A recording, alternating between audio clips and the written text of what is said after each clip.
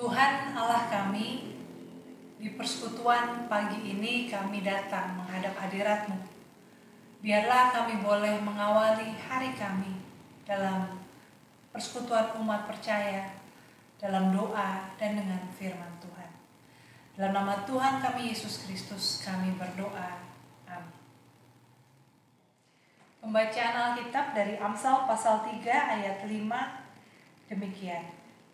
Percayalah kepada Tuhan dengan segenap hatimu, dan janganlah bersandar kepada pengertianmu sendiri. Akuilah Dia dalam segala lakumu, maka Ia akan meluruskan jalanmu. Janganlah engkau menganggap dirimu sendiri bijak. Takutlah akan Tuhan dan jauhilah kejahatan. Itulah yang akan menyembuhkan tubuhmu dan menyegarkan tulang-tulangmu. Muliakanlah Tuhan dengan hartamu dan dengan hasil pertama dari segala penghasilanmu. Maka lumbung-lumbungmu akan diisi penuh sampai melimpah-limpah, dan bejana pemerahanmu akan meluap dengan air buah anggurnya. Hai anakku, janganlah engkau menolak didikan Tuhan, dan janganlah engkau bosan akan peringatannya. Karena Tuhan memberi ajaran kepada yang dikasihinya, seperti seorang ayah kepada anak yang disayangi. Demikianlah pembacaan firman Tuhan.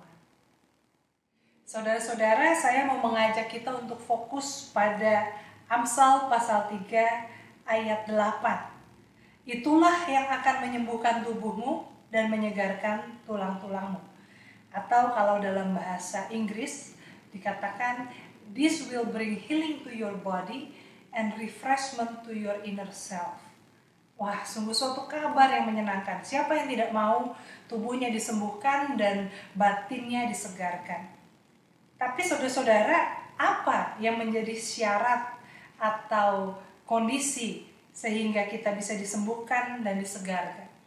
Di situ diawali dalam Alkitab dikatakan, percaya kepada Tuhan dengan segenap hati, jangan bersandar pada pengertian sendiri, akui Tuhan dengan segala laku kita, dan jangan menganggap diri sendiri bijak, takut akan Tuhan dan jauhilah kejahatan. Saudara-saudara, tentu ini bukan bicara soal teologi sebab akibat. Kalau kita percaya Tuhan, pasti kita bebas dari penyakit. Atau sebaliknya, kalau kita sakit dan tidak sembuh-sembuh, atau kita tertekan secara batin, ini akibat kita tidak hidup seturut dengan kehendak Tuhan. Tapi di sini mau mengatakan bahwa ketika kita percaya kepada Tuhan dan hidup kita dalam integritas sejalan dengan apa yang menjadi keyakinan kita, di situ kita mendapat kekuatan. Saudara-saudara, tidak pernah mudah untuk memahami janji Tuhan ini. Walaupun sebetulnya indah dan sederhana, sesuatu yang tidak muluk-muluk, bukan janji-janji yang tidak bisa dibayangkan, tetapi tidak mudah untuk dipahami karena realita kehidupan memang tidak selalu semudah dan seindah itu. Oleh karena itu di sini saya mau mengajak kita untuk bukan saja mengarahkan hati pada janji Tuhan, tapi merenungkan perintah dan nasihat hikmat. Percaya kepada Tuhan dengan segenap hati.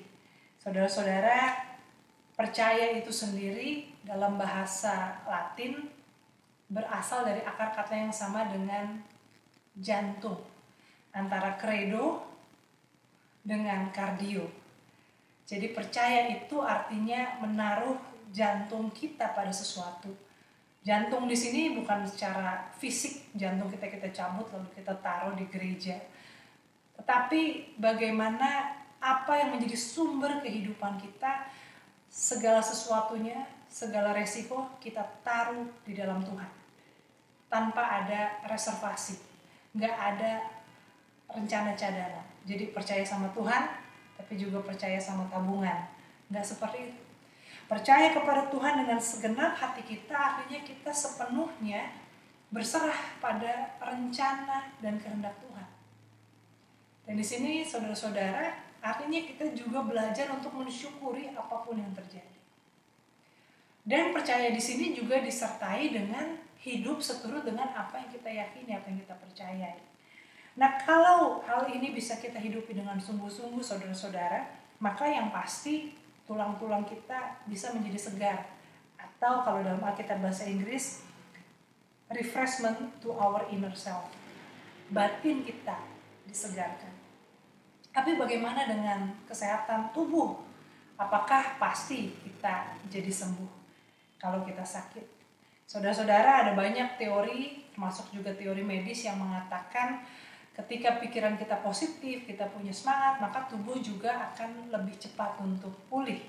Sebaliknya kalau kita dikuasai oleh ketakutan, stres, panik, maka nggak sakit pun jadi bisa berasa sakit. Dan kalau sedang sakit, jadi makin sulit untuk sembuhnya.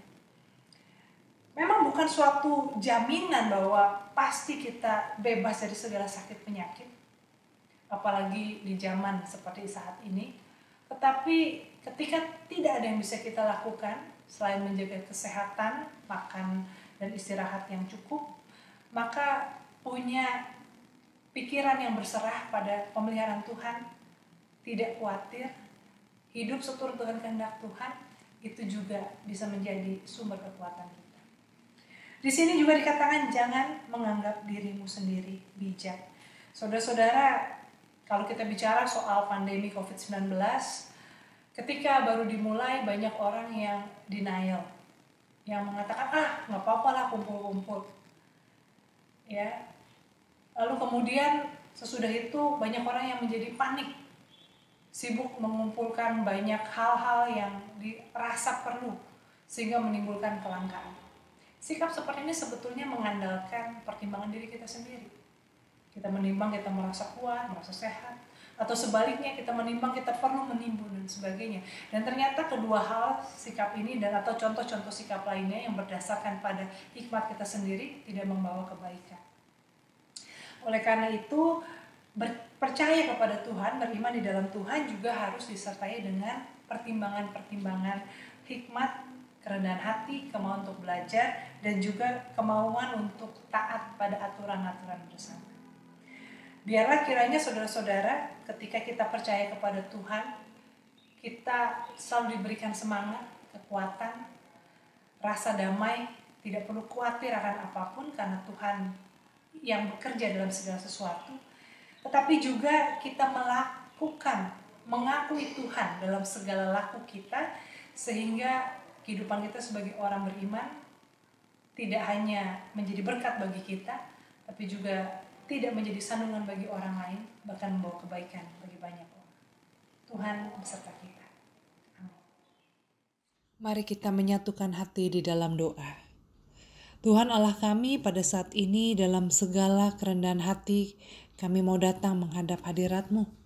Kami mau menghaturkan doa kami untuk pergumulan kami bersama sebagai umat manusia pada saat ini. Kami mau berdoa Tuhan untuk penanggulangan pandemi global COVID-19.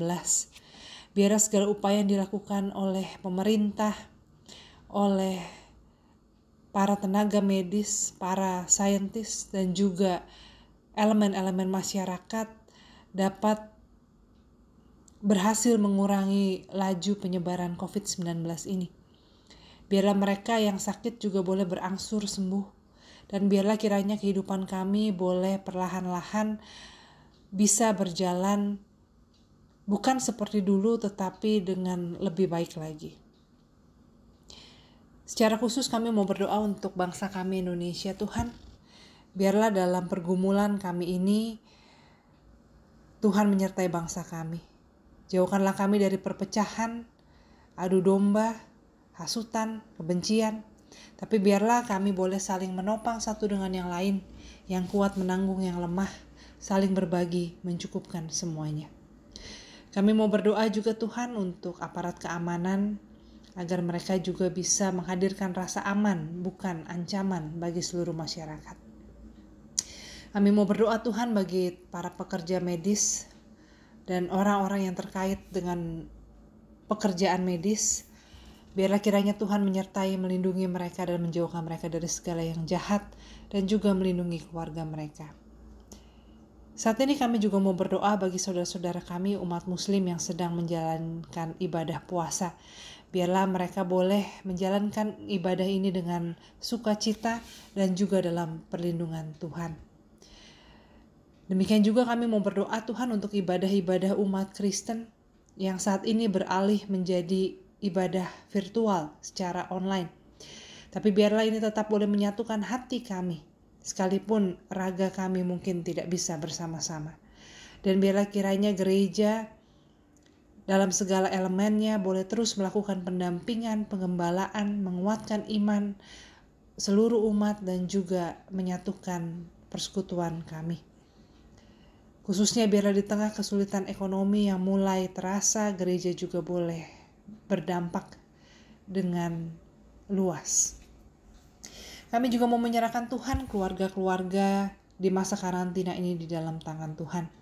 Biarlah kiranya kami boleh belajar untuk lebih saling mengenal satu dengan yang lain, saling mengasihi, saling menghargai, menerima, mendukung, dan biarlah pada masa ini bisa menjadi kesempatan di mana kami bertumbuh bersama dalam cinta kasih yang dari Tuhan.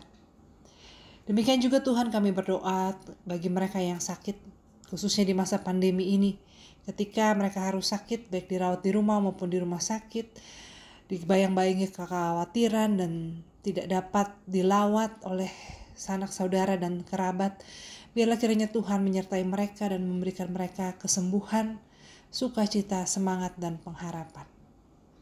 Kami mau serahkan Tuhan doa-doa kami ini ke dalam tangan-Mu, dan biarlah kiranya Engkau Allah yang Maha Kuasa, Maha Pengasih, boleh mendengar dan mengabulkan doa kami. Dalam nama Tuhan kami Yesus Kristus kami berdoa. Amin.